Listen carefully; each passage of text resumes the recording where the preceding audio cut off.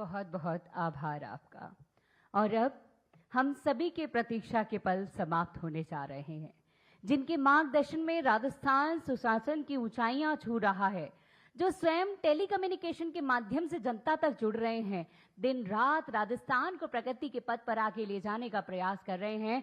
ऐसे हमारे यशस्वी मुख्यमंत्री महोदय को हम सुनने जा रहे हैं। एक बार पुरजोर तालियों की गूंज के साथ मैं आमंत्रित करना चाहूंगी माननीय मुख्यमंत्री महोदय श्रीमान भजनलाल शर्मा जी कि वे हमारे बीच पधारें और अपने शब्दों से हम सभी का मार्गदर्शन करें। धन्यवाद।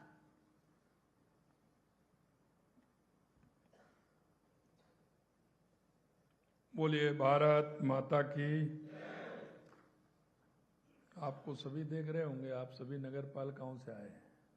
इस कार्यक्रम में आपकी सभी की सहभागिता है।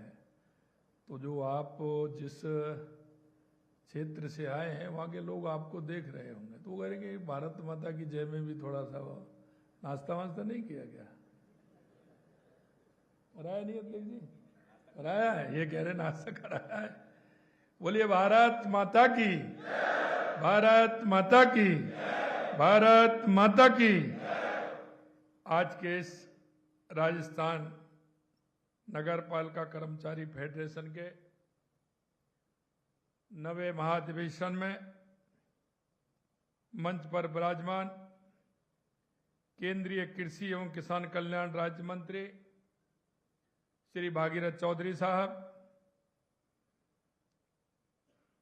हमारी कैबिनेट में मेरे साथी स्वायत्त शासन नगरीय विकास मंत्री माननीय श्री झावर सिंह जी खर्रा साहब, शासन सचिव स्वायत्त शासन विभाग श्री रवि जैन जी, प्रदेश अध्यक्ष राजस्थान नगर पालिका कर्मचारी फेडरेशन श्री भागचंद श्रीमाल जी, प्रदेश महासचिव राजस्थान नगर पालिका कर्मचारी फेडरेशन श्री मनमोहन सिंह शेखावत साहब, प्रदेश मंत्री राजस्थान नगर पालिका कर्मचारी फेडरेशन श्री राम प्रकाश चौधरी जी, राजस्थान नगर पालिका कर्मचारी फेडरेशन के सभी उपस्थित कर्मचारी भाई और बहनों, सबसे पहले तो मैं आप सभी का इस राजस्थान की राजधानी जयपुर में आप पधारे हैं, आप सभी का मैं हृदय से बहुत बहुत स्वागत और अभिनंदन करता हूं। आज मेरे से 2-3 दिन पहले अध्यक्ष जी आए थे, इन्होंने बात रखी तो मैंने पूछा कार्यक्रम कैसा है। कई लोगों ने कहा साहब कार्यक्रम ऐसा है, इसमें क्या करना है। मैंने कहा ये वो लोग आ रहे हैं जो केंद्र और राज्य सरकार की योजनाओं को शहरी तंत्र में नीचे तक पहुंचाने का काम करते हैं, और इनसे मुझे मिलना आवश्यक है। इसलिए मैं इस कार्यक्रम को फाइनल करिए, मैं उनके कार्यक्रम में जाऊंगा। मित्रों, आज मुझे आपके बीच आकर के बड़ी प्रसन्नता हुई, क्योंकि मुझे पता है कि शहरी जो प्रशासन है वो महत्वपूर्ण कड़ी है। जैसा मैंने आपसे कहा कि हमारे केंद्र सरकार की योजना हो या राज्य सरकार की योजना हो, कोई भी योजना हो, उसे नीचे तक पूरा करने का काम आप करते हैं। और मैं दूसरी बात और कहना चाहता हूं इसके साथ साथ में, आप जो इस योजनाओं को नीचे तक पहुंचाने का काम करते हैं, आप उनका नेतृत्व करते हैं, इसलिए और भी आवश्यक है। क्योंकि आप लगातार जब नेतृत्व करते हैं, कर्मचारियों की मांग को उठाते हैं, उनके दुख में और दर्द में जब आप शामिल होते हैं, तो वो लोग आप पर विश्वास करते हैं, आप पर भरोसा करते हैं। मेरे भाई और बहनों, मैं आपसे एक ही बात कहना चाहता हूं कि आप वो कड़ी हैं जो लोग आप पर विश्वास करते हैं। इसलिए हमारा दायित्व और बढ़ जाता है कि हमारी योजनाओं का लाभ भी मिले और हमारे माध्यम से कोई भी हमारा परिवार का भाई, कोई भी कर्मचारी अगर उसको किसी तरह की परेशानी हो तो उसका समाधान करने का काम भी आपका है। नगर पालिकाओं के कर्मचारी, चाहे वो सफाई कर्मी हो, अग्निशमन कर्मचारी हो, जलापूर्ति कर्मचारी हो, ये दिन रात जनता की सेवा में जुटे रहते हैं। कहीं कोई बात आती है, थोड़ी सी समस्या आती है, वो मेरा भाई घर पहुंचता है, इसलिए मैं उसको आती है कि यहां भी दिक्कत है, तो घर की सीढ़ी से वापस लौट करके उस समस्या का समाधान करने के लिए जाता है। ये हमारे भाइयों को काम है जो इस बात को करते हैं। मैं जानता हूं, मैं ये भी जानता हूं कि आपकी समस्या क्या क्या हो सकती है, उनका समाधान होना भी आवश्यक है। लेकिन मेरे भाइयों, मैं हमेशा कहता हूं, इस राष्ट्र में अगर किसी का संपूर्ण योगदान है तो मेरी उस श्रेणी का है जो नीचे तक हर काम को करके लोगों के जन में विश्वास पैदा करते हुए इस राष्ट्र को आगे बढ़ाने का काम कर रहे हैं। मेरे भाई बहनों, किसी भी शहर की पहचान वहां की स्वच्छता होती है, किसी की शहर की पहचान वहां के नागरिकों की सुविधाएं होती हैं। आप उन सभी के सहभागी हैं। मैं आप सभी को प्रणाम करता हूं और यह भी कहता हूं कि वहां के नगर निकाय कर्मचारी कितनी निष्ठा से काम करते हैं, ये हम जानते हैं। मैं आपसे ये भी कहूंगा साथ साथ में कि आपकी समस्याओं का समाधान करना हमारी सरकार का काम है और जनता की समस्या का समाधान करना वो आपका काम भी है और कर्तव्य भी है। मेरे मित्रों, ये देश ऐसे ही नहीं बना है। इस देश को बनाने में कई पीढ़ियां फूक गई हैं, जिन्होंने कुछ नहीं देखा, सिर्फ आने वाली युवा पीढ़ी के लिए, आने वाले भविष्य के लिए कि आने वाली पीढ़ियों को किस तरह से लाभ मिले। मैं आपसे यही कहना चाहता हूं, हमको समर्पित भाव से राष्ट्र के योगदान के लिए जो भी हमें काम मिला है उस काम को हम पूरी तरह से करें। ये हमारी सबसे बड़ी पूंजी होती है, आने वाली पीढ़ियों को दिशा भी मिलती है। आप सब देख रहे हैं, आज के समय में आमजन का सबसे पहला और सीधा संपर्क नगर निकाय कर्मचारियों से होता है। उसकी कोई भी परेशानी होगी, लेकिन काम आपसे ही पड़ेगा, वो आपके पास ही आएगा और आपके पास ही आकर के उसकी समस्या का समाधान होगा। इसलिए मैं कहता हूं, ये कड़ी वो कड़ी है जो समाज और सरकार के बीच में काम करती है, सरकार की योजनाओं को पहुंचाती है और व्यक्ति को उसकी समस्या का समाधान देती है। इसलिए आप सभी से मिलकर के मेरे को बहुत बड़ी प्रसन्नता हुई है। सफाई, पेयजल, सड़क, रोशनी, शिविर, पार्कों का रखरखाव, अग्निशमन सेवाएं, जन्म मृत्यु प्रमाण पत्र, ये प्रतिदिन के काम है। और ये वो काम है, अगर इनमें से एक नहीं हो तो व्यक्ति को परेशानी होती है। मेरे भाई बहनों, इन जैसी सेवाएं के माध्यम से आप जनता के जीवन को आसान और सुरक्षित बनाते हैं। प्रदेश के शहरों में स्वच्छ और सुंदर बनाए रखने में आप सभी महत्वपूर्ण भूमिका निभाते हैं। और मैं कहना चाहता हूं, स्वच्छ सर्वेक्षण 2025 में 10 लाख से अधिक आबादी वाले शहरों में जयपुर ग्रेटर नगर निगम ने पूरे देश में 16वां स्थान प्राप्त किया। उसके हकदार आप लोग हैं। 3 से 10 लाख की आबादी वाले शहरों में उदयपुर 13वें स्थान पर रहा। यह आपके कारण रहा। लेकिन इसके साथ ही मैं एक बात और आपसे कहना चाहता हूं कि हमें इस चीज से संतुष्टि नहीं है। हम चाहते हैं कि हम प्रदेश के शहरों को स्वच्छता में देश में सबसे ऊपर लाने का लक्ष्य को लेकर के जितने भी हमारे शहर हैं उनको लक्ष्य लेते हुए हम उनको आगे बढ़ाते हुए हमारा स्थान और आए, इसके लिए भी हमें काम करना है। आपने देखा स्वच्छ भारत मिशन देश के यशस्वी प्रधानमंत्री नरेंद्र मोदी जी ने जब 2014 में प्रारंभ किया था, विरोधी कहते थे कि ये क्या, प्रधानमंत्री ने झाड़ू उठाया, स्वच्छता अभियान प्रारंभ किया। मेरे भाइयों बहनों, मैं कहना चाहता हूं कि आज वो देश में मिसाल बन गया है, मिसाल बन गया है। घर घर में स्वच्छता के प्रति यह जन आंदोलन बन चुका है। और इस जन आंदोलन में आप देखते हैं, घर का कोई बालक बालिका हमारी छोटी होती है, अगर कहीं कम कूड़ा फेंकते हैं तो तुरंत वो टोक देती है कि पापा, चाचा, मम्मी, चाची, ये मत फेंकिए, इसको कूड़ेदान में ही डालिए। उसका इतना बड़ा फर्क आप सभी को देखने को मिलता है। इस अभियान के तहत न केवल देश भर के लोगों की स्वच्छता की आदतों में बदलाव आया, बल्कि पूरा देश खुले शौच से मुक्त हो गया। माननीय प्रधानमंत्री जी ने घर घर शौचालय बनवाकर माता बहनों को सम्मान देने का काम किया। इसी तरह माननीय प्रधानमंत्री जी ने हमारे शहरों में अच्छे बुनियादी ढांचे, नागरिक सुविधाओं के विकास के लिए स्मार्ट सिटी मिशन प्रारंभ किया। स्मार्ट सिटी और स्वच्छ भारत मिशन की बात करते हैं तो उसकी सबसे मजबूत नींव, सबसे मजबूत कड़ी आप ही हैं जो उसको सफल बनाने का काम कर रहे हैं।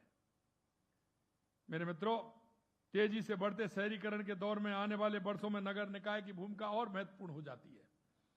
नगर विकास को नई गति, हमें तकनीकी पारदर्शिता, जवाबदेही के साथ आगे बढ़ना है। और मैं ये भी कहना चाहता हूं कि इस भावना को आगे बढ़ाते हुए हमारी सरकार स्वच्छ, सुंदर और सुव्यवस्थित शहरों के निर्माण के लिए कार्य कर रही है। शहरी क्षेत्रों के लिए हमने नई टाउनशिप नीति 2024 हम लेकर के आए हैं। हमारी सरकार शहरों में आधारभूत सुविधा के विस्तार का काम कर रही है। आधुनिक सफाई व्यवस्था और ठोस कचरा प्रबंधन के लिए सुदृढ़ रूप में निरंतर कार्य कर रही है। पेयजल, सीवरेज, ड्रेनेज तथा डिजिटल नगर सेवाओं के विस्तार के माध्यम से स्वच्छ, सुव्यवस्थित और आधुनिक शहरों का निर्माण किया जा रहा है। अमृत 2.0 के तहत 11,560 करोड़ रुपए राशि से राज्य के 200 शहरों और कस्बों में 363 परियोजनाओं पर काम कराया जा रहा है। आप देख रहे हैं, लगातार शहरों में काम हो रहा है, छोटी छोटी नगर पालिकाओं में भी काम दे रहे हैं। अब तो हमने सोचा है जो बड़े गांव में 5,000 की आबादी से ज्यादा बड़े गांव में, उनको भी हमें उसमें लेना चाहिए, और हम उनको भी ले रहे हैं। लगातार हम काम कर रहे हैं। आप देख रहे हैं, अभी हमारे माननीय मंत्री जी ने वंदे गंगा जल संरक्षण अभियान का जिक्र किया। मेरे भाइयों, मैं कहना चाहता हूं, वंदे गंगा जल संरक्षण अभियान देश के यशस्वी प्रधानमंत्री नरेंद्र मोदी जी के नेतृत्व में लगातार हमारा आगे बढ़ रहा है। हमने पानी के क्षेत्र में लगातार काम किया है। यही नहीं, जिस दिन हम सरकार में आए थे, हमने एक रोड मैप बनाया था कि राजस्थान को क्या आवश्यकता है, राजस्थान हमारा कैसे आगे बढ़ सकता है। इसके लिए जब हमने रोड मैप बनाया तो हमने कहा सबसे पहले आवश्यकता किस बात की है राजस्थान के अंदर। पहली आवश्यकता हमको लगी पानी की है कि राजस्थान में अगर पानी अधिक होगा तो पेयजल व्यवस्था भी हमारी सुधरेगी, कृषि का क्षेत्र भी हमारा बढ़ेगा, उद्योग के लिए भी पानी की आवश्यकता है। हमने राजस्थान का एक रोड मैप बनाया, दशकों से जो विवाद चल रहे थे उन विवादों को सुलझाया। राजस्थान मध्य प्रदेश के बीच में चंबल, काली सिंध, पार्वती का बंटवारे का वो ईआरसीपी जो हमारी थी, उसको जो हमारी राम जल सेतु योजना हुआ है, उसके लिए हमने काम किया। और आपने देखा होगा, देश के यशस्वी प्रधानमंत्री नरेंद्र मोदी जी के नेतृत्व में आज वो देश की सबसे बड़ी परियोजना बनी है। देश की सबसे बड़ी परियोजना 26,000 करोड़ रुपए के काम प्रारंभ हो गए। 90,000 करोड़ से ज्यादा की हमारी योजना है। आपने देखा हमारा शेखावाटी का क्षेत्र यमुना पानी के लिए लगातार दशकों से इंतजार कर रहा था। उसका एमओयू हो गया, उसकी डीपीआर भी बन गई। आने वाले समय में एक स्थायी रूप से हमारा शेखावाटी क्षेत्र का यमुना जल का समझौता के माध्यम से वह पानी आएगा। इंदिरा गांधी गंगा नहर हो, उसको 100 साल हो गए पूरे, काम नहीं हुआ था। हमने उसमें भी काम प्रारंभ किया। लगातार उसमें पानी की आवक बढ़ी है। हनुमानगढ़, गंगानगर, बीकानेर, फलौदी, जैसलमेर, बाड़मेर, जोधपुर, उनके लिए उसमें पानी लगातार बढ़ा है, उसमें पानी आ रहा है। उसके लिए हमारी सरकार ने लगातार काम किया है और अभी वहां काम चल रहा है। चाहे हमारी नर्मदा हो, बाड़मेर, जालौर के लिए पानी आया, उसके लिए भी रिजर्वायर बना करके उसका काम कर रहे हैं। सोम कमलाम के माध्यम से हमारा पाली और जालौर सिरोही में कैसे पानी जा सकता है, जवाई बांध के अंदर, उसके लिए काम कर रहे हैं। देवास स्कीम के माध्यम से हमारे उदयपुर, चित्तौड़, राजसमंद के लिए पानी आए, वहां एनीकट बना करके, टनल बना के उस पानी को, अरावली का पानी आधा उधर जाता है, उसको इधर लेकर के आ रहे हैं। ब्राह्मणी नदी से हमारे बीसलपुर बांध में पानी आएगा तो हमारे अजमेर के लिए, ब्यावर के लिए और हमारे नागौर के लिए उसका पानी कैसे मिले, उसके लिए व्यवस्था कर रहे हैं। संपूर्ण राजस्थान के अंदर माही डैम के माध्यम से डूंगरपुर, बांसवाड़ा को कैसे पानी जाए, पूरा काम हमारा पानी के लिए चल रहा है। दूसरी आवश्यकता हमारी बिजली की थी। मैं आपसे कहना चाहता हूं और आपसे पूछना भी चाहता हूं, अगर कहीं कोई फॉल्ट है निजी क्षेत्र में, वो माही आपके उसी क्षेत्र में किसी ट्रांसफार्मर का फॉल्ट है, वो मैं कह नहीं सकता, लेकिन आज हम बिजली में पूरी तरह से बराबर हुए हैं। और हमने कहा कि 2027 तक किसान को दिन में बिजली देंगे, उद्योग को पूरी बिजली देंगे, उपभोक्ता को पूरी बिजली देंगे। हमने 26 जिलों में दिन में किसान को बिजली देना प्रारंभ कर दिया है।